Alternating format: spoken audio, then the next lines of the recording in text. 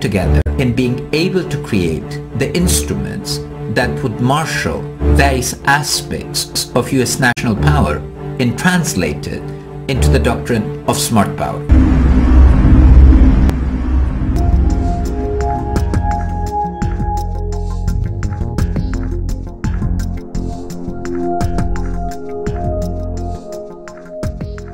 To all those who have wondered if America's beacon still burns as bright, tonight we proved once more that the true strength of our nation comes not from the might of our arms or the scale of our wealth, but from the enduring power of our ideals, democracy, liberty, opportunity, and unyielding hope.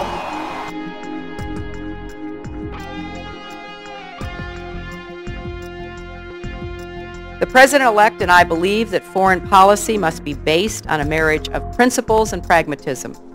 We must use what has been called smart power, the full range of tools at our disposal: diplomatic, economic, military, political, legal, and cultural.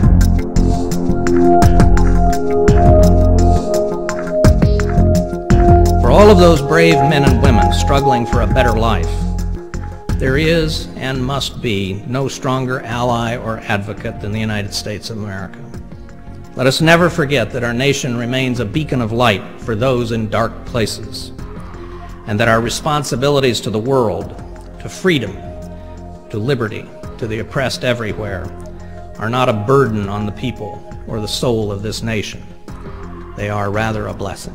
My message today is not about the defense budget or military power. My message is that if we are to meet the myriad challenges around the world in the coming decades, this country must strengthen other important elements of national power, both institutionally and financially. One of the most important lessons of the wars in Iraq and Afghanistan is that military success is not sufficient to win. In short, based on my experience serving 7 presidents, as a former director of CIA and now as Secretary of Defense, I am here to make the case for strengthening our capacity to use soft power and for better integrating it with hard power.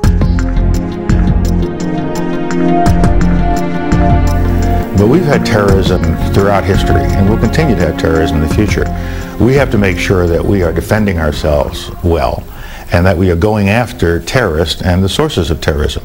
And the sources of terrorism you attack not just with armies and police forces, but with more increases in development assistance and foreign assistance funding, so we can help people understand that if you stay away from this kind of activity, America will help you build an economy, create a democracy, alleviate poverty, give you clean water, help you and dry up these ponds from which terrorists emerge from time to time.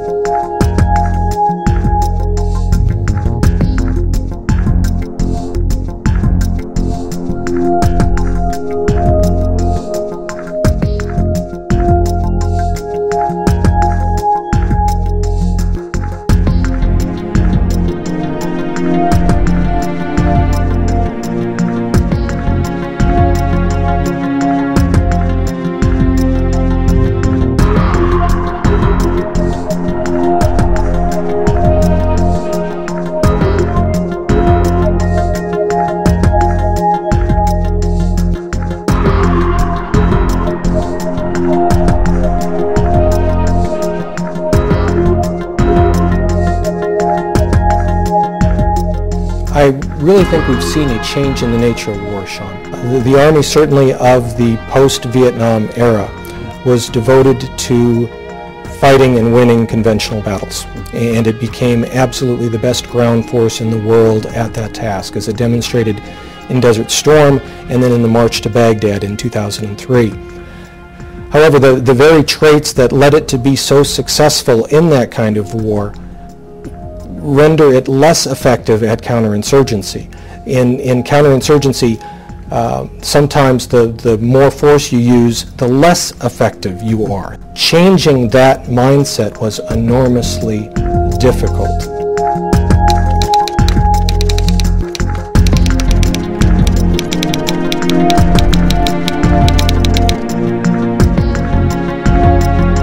In late 2005, coalition forces took on Zarqawi's fighters in Tal Afar.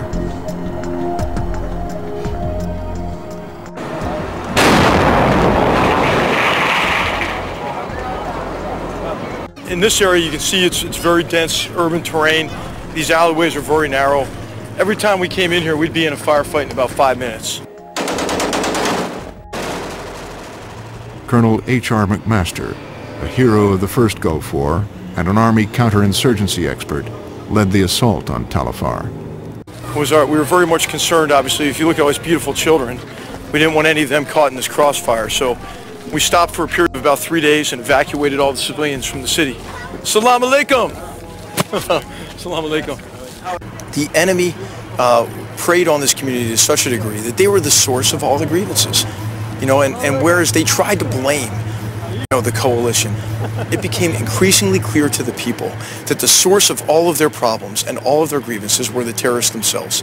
Whether it was the lack of basic services, the unemployment situation, but we couldn't do reconstruction here because the contractors would be shot at. You know, the new water pipe would be blown up. The new power line would be destroyed. And so a precondition for progress along any line in any area was the removal of this terrorist organization within the city. These people have been real friendly with us, and we wanted to reward them with a project, and we ended up getting them the best project we could have. It's basically an intake irrigation system that's going to take care of about 1,000 hectares of land for irrigation, which right now the land is almost fallow. By doing that, also it's going to create a large reservoir that you can hook 2 micro hydroelectric generators on it and have power for the community, which this community has 0 power right now.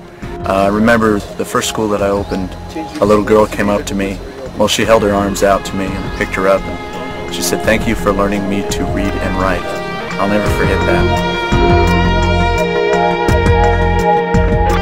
In a war without bullets, an old soldier took over. Secretary of State George Marshall. To be quite clear, this unprecedented endeavor of the New World to help the old is neither sure nor easy. But there's no doubt whatever in my mind that if we decide to do this thing, we can do it successfully. And there's also no doubt in my mind that the whole world hangs in the balance.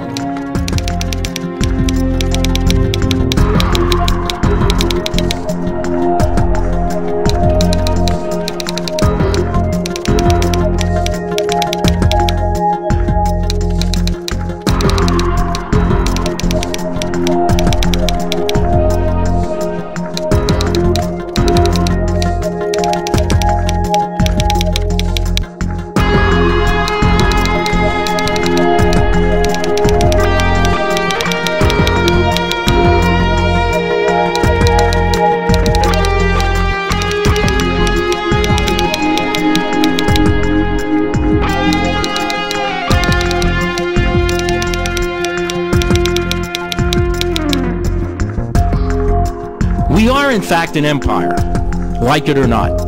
But we are an empire in a different context than past empires. We're not an empire of conquest. We're an empire of influence. That influence could be for great good. Along with it comes tremendous power, not just military power. The power to stabilize societies, to help them build the institutions to cope with hostile environments that make them unstable and then affect the rest of the world with that instability as it rings out from beyond their own environs. And to me, that is going to be what people in history will look back on the United States in this period and see whether we lived up to that requirement.